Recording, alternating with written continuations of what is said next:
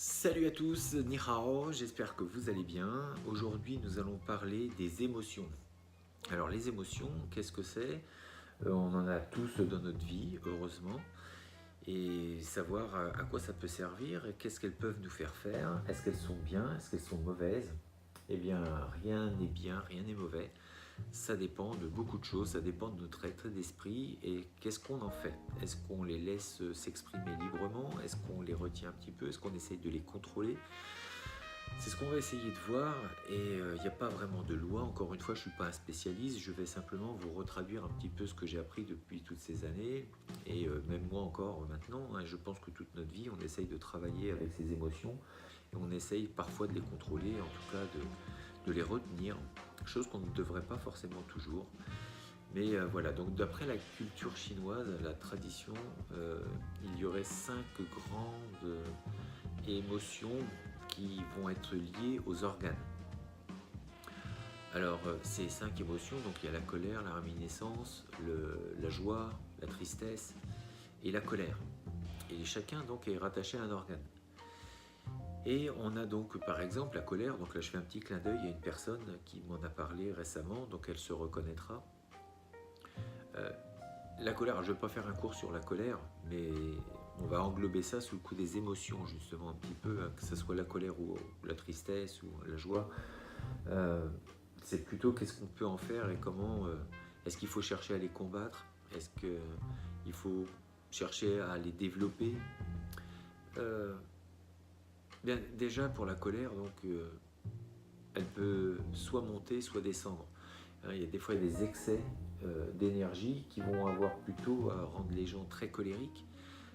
Ça va se manifester par des bouffées de chaleur, on va devenir un peu rouge, on va avoir un goût pâteux dans la bouche, et puis on va surtout agir parfois de façon un petit peu inadaptée, on va dire, à des situations données. C'est-à-dire qu'on va être face à un petit problème et on va pouvoir s'emporter très rapidement parce qu'on ne contrôle pas justement ces émotions. Et ça va être un petit peu le problème pour toutes les émotions, c'est le manque de contrôle parfois qu'on peut avoir sur ces émotions-là. Et donc du coup elles s'expriment un petit peu librement avec un trop-plein, une goutte et il y a tout qui part. Et c'est pareil, donc cette énergie peut descendre, c'est-à-dire qu'on va retenir cette colère parce qu'on est dans une société où il ne faut pas trop faire de vagues, il ne faut pas trop bouger, il ne faut pas trop se faire remarquer. Donc du coup, parfois on prend sur nous, il y a de l'humiliation, ça peut être au travail, des choses qui ont du mal à passer, où on ne se sent pas à notre place, où on n'est pas bien, on n'arrive pas à dire les choses.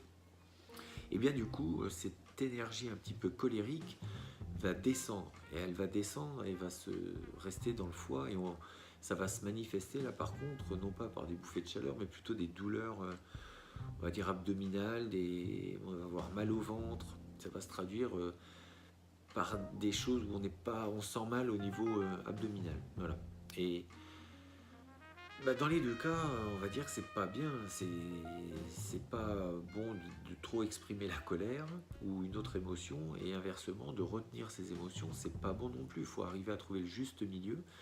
Et pour ça, déjà, il y a des praticiens, il y a des gens qui sont experts dans ce domaine, des médecins, des ostéos aussi qui peuvent parfois connaître ce genre de choses, et puis des gens qui sont plus dans la médecine chinoise, des acupuncteurs énormément.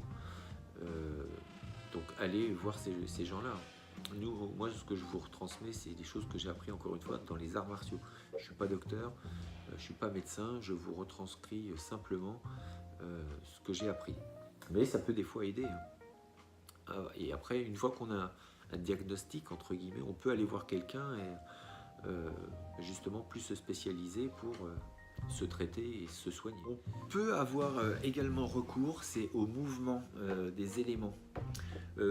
Pour chaque émotion, donc pour chaque organe, quand il est trop plein, on peut détruire une partie de cette énergie qui nous rend malade. Donc quand il y a un excès de foie ou quand le foie est trop fort, on peut faire métal. Le bois, donc c'est le métal. On peut faire des mouvements métal. Je vous renvoie donc sur les autres vidéos sur lesquelles j'avais fait chaque mouvement. Vous pouvez aller chercher le mouvement métal pour le bois. Pour le cœur, éteindre un petit peu le feu, donc trop de joie, les gens qui seraient un petit peu tout le temps dans l'amusement ou tout le temps en train de rigoler pour un rien, des choses comme ça, ce qui n'est pas non plus tout à fait normal, ça serait de éteindre le feu, donc ce serait plutôt des mouvements d'eau, etc., etc. Donc tout ça, bon, je ne vais pas rentrer trop dans le vif du sujet, ça ferait une vidéo beaucoup trop longue. Peut-être que j'en parlerai un petit peu sur ce genre de choses, mais je ne suis pas non plus un spécialiste côté médecine, donc je ne vais pas non plus trop m'étaler, je vais surtout parler de ce que je connais. Et voilà. Mais si jamais ça vous intéresse, vous pouvez me marquer un petit commentaire en bas et je verrai ce que je peux faire pour vous aider ou vous aiguiller vers des gens plus spécialisés que moi à ce sujet. Donc le mouvement métal pour ceux qui ont des problèmes avec la colère. Donc du coup, ce foie là, ou ces émotions, est-ce qu'il faut les laisser s'échapper? Est-ce qu'il faut les retenir? Il faut savoir que de l'un dans l'autre, ça va amener des problèmes. Si on laisse trop exprimer ces émotions, on peut passer pour un fou, hein, par exemple avec la colère, quelqu'un d'asocial. Et puis au contraire, si on retient tout, du coup ça nous rend malade. C'est-à-dire que les mots qu'on ne peut pas sortir se transforment en mots, en maladie. Du coup, l'un ou l'autre, c'est pas top. Et il faut arriver à trouver ce juste milieu. Et ce juste milieu, c'est donc la maîtrise de ces émotions et qui vont vous permettre justement de rester focus sur vos objectifs. C'est parce qu'on traverse notre vie qu'il y a des émotions qui arrivent à travers les uns et les autres et ça se transforme en émotion.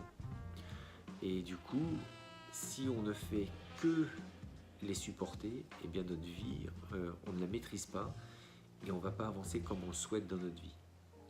Alors pour ça, il y a la méditation.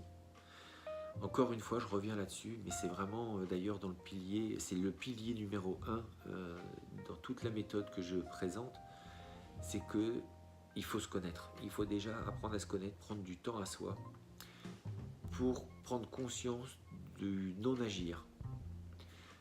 Parfois, il est bon de ne pas s'impliquer, c'est-à-dire de prendre conscience que les choses qui arrivent, c'est comme ça. Le fait de l'accepter, c'est déjà faire en sorte que ces émotions soient plus canalisées. Si vous prenez conscience que les gens qui sont énervés vis-à-vis de vous, c'est pas forcément par rapport à vous qu'ils sont énervés, mais peut-être qu'ils ont eu une journée de merde, qu'ils ont eu eux aussi leurs propres problèmes, et du coup ils retransfèrent ça sur vous. Donc à ce moment-là, vous êtes là au mauvais moment, on va dire, vous êtes un peu l'éponge qui passait à ce moment-là, et vous prenez les mauvaises vibrations quand vous passez, et du coup vous le prenez pour vous. Mais si d'un coup vous arrivez à vous dire c'est pas grave, c'est pas contre moi qu'il en a, mais voilà, sa journée a fait que c'est moi qui prends. Déjà, ça permet de relativiser. Et puis, de ne pas toujours réagir à tout ce qui arrive forcément. C'est de prendre ce recul nécessaire, et la méditation va permettre ça. C'est-à-dire quand vous avez défini qui vous étiez, si vous savez qui vous êtes, il suffit de le demander dans la méditation, vous aurez des réponses. Donc une fois que vous savez déjà ça, ça aide énormément à se canaliser et savoir ce qu'on veut. Et de plus s'émouvoir ou de rentrer en colère vis-à-vis de quelqu'un ou vis-à-vis de quelque chose, et de prendre plus sur soi. Alors encore une fois, c'est pas toujours simple, on est bien d'accord, on vit encore une fois à 100 à l'heure, donc du coup c'est difficile de prendre le recul nécessaire pour telle et telle action et de se dire oui bon c'est pas contre moi qu'il en a. C'est parfois difficile, je vous le concède, mais si déjà on commence à faire ces exercices de méditation, peut-être qu'on s'énervera beaucoup moins. Et puis si vous pratiquez en plus les arts martiaux, ça aide en plus. Et vous voyez, il y a plein de petites choses qui, mis bout à bout, peuvent aider aussi à relativiser un petit peu les émotions qui nous arrivent. Alors encore une fois, le but, c'est pas de devenir des robots, c'est-à-dire de ne pas devenir des êtres décharnés où il n'y a plus d'émotionnel. C'est important d'avoir encore du cœur, de savoir aimer. Le mot amour est souvent dénaturé, mais le sens, il est vraiment important ce mot-là, amour, qui apporte le bonheur. Et si on est rempli d'amour envers nous-mêmes, on va pouvoir en redistribuer énormément. parce qu'il n'est pas limité. Et pour enlever ces mauvaises émotions, enfin, les émotions qui vont nous porter atteinte, si déjà on se remplit d'amour dans la méditation, si on pense à de bonnes choses, à de bonnes vibrations, eh bien les mauvaises émotions, les choses qui vont nous rendre malades, peuvent déjà s'effacer énormément. Et puis il faut cultiver ça. C'est encore une fois, oui, je sais que c'est difficile, mais déjà quand vous vous levez, soyez content de votre journée. Dites-vous, j'ai plein de belles choses à faire, je vais rencontrer des bonnes personnes. Les problèmes que vous avez en tête, essayez de ne pas focaliser dessus, parce que si vous focalisez que sur les mauvaises choses, si c'est ça qui imprègne votre journée, qui imprègne votre mental, lui, le mental, il comprend que c'est ce que vous voulez. Alors on dit, bah, il est idiot ce mental ou quoi? Non, il pense pas comme nous. Enfin, c'est comme un ordinateur, vous lui mettez des notions, il sait pas si c'est bien ou si c'est mal. Lui, il fait ce qu'on lui dit de faire. Et ben lui, c'est pareil. Vous lui donnez des données, et les données, c'est vos pensées. Et quand vous imprimez ça dans votre ordinateur, dans votre disque dur, vous lui donnez des données. Et lui, il ne sait pas si c'est bien ou si c'est mal. Pour lui, il sait ce que vous voulez. Donc, il dit, ok, lui, si vous pensez qu'il y a des choses mal, pour lui, c'est ce que vous voulez. Donc, il va faire en sorte que vous attiriez ce genre de choses. Donc, quand vous avez défini le problème, mettez-le de côté. Et je ne dis pas qu'il faut l'oublier, ne pas l'occulter non plus, mais focalisez plutôt sur les solutions qui vont exterminer ce problème. Trouvez les solutions. Dites des bonnes choses, pensez à des choses positives. Et vous verrez que petit à petit, comme par miracle, ça se résolve tout seul. On va trouver les solutions. Donc, la méditation, faites de bonnes choses autour de vous. Ne vous impliquez pas plus que ça dans les choses que vous ne pouvez pas tout contrôler. Enfin, on ne peut pas tout contrôler. La vie, elle est comme ça. Et dernière chose, c'est quand vous avez un problème, ne le voyez pas comme un problème. Voyez-le comme une chance de pouvoir progresser. C'est à travers les problèmes. Vous savez, c'est quand tout va bien, c'est bien, c'est vrai que c'est bien, mais on n'évolue pas. Et un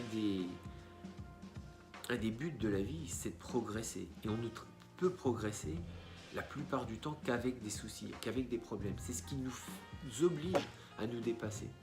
Si on se dépasse, on progresse parce qu'on a trouvé des solutions, on a été obligé de sortir de sa zone de confort, on a trouvé des solutions, donc on a monté une marche. On a monté sur ce problème. Le problème nous a permis de... C'est une petite marche, hein, c'est ce que je disais, les échecs.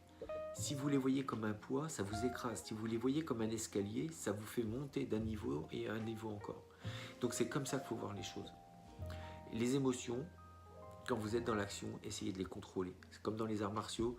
Si je suis énervé et que je pars en combat, il y a de grandes chances pour que je perde. Parce que je vais me dépenser inutilement et je vais perdre la stratégie. Si c'est mes émotions qui conduisent ma vie, je risque de me disperser, de ne pas être efficient sur le moment. Et comme dans un combat, je vais perdre. Parce que c'est mes émotions qui auront contrôlé le moment du combat. C'est pareil dans la vie. Si mes émotions contrôlent ma vie, je vais me disperser, je ne serai pas focus sur mon objectif et je perdrai un temps fou. Et prenez encore une fois donc ces problèmes comme une chance d'évoluer. Voilà, je ne sais pas si j'ai été bien clair, je l'espère. En tout cas, ne soyez pas des êtres décharnés, je le disais tout à l'heure. Acceptez d'avoir des faiblesses, des problèmes. Dites-vous que c'est une chance, que vous allez progresser. Aimez les gens, aimez-vous surtout. Et croyez en vous, vraiment, toujours. Je vous dis, restez forts, restez beaux et surtout, restez bienveillants. 再见。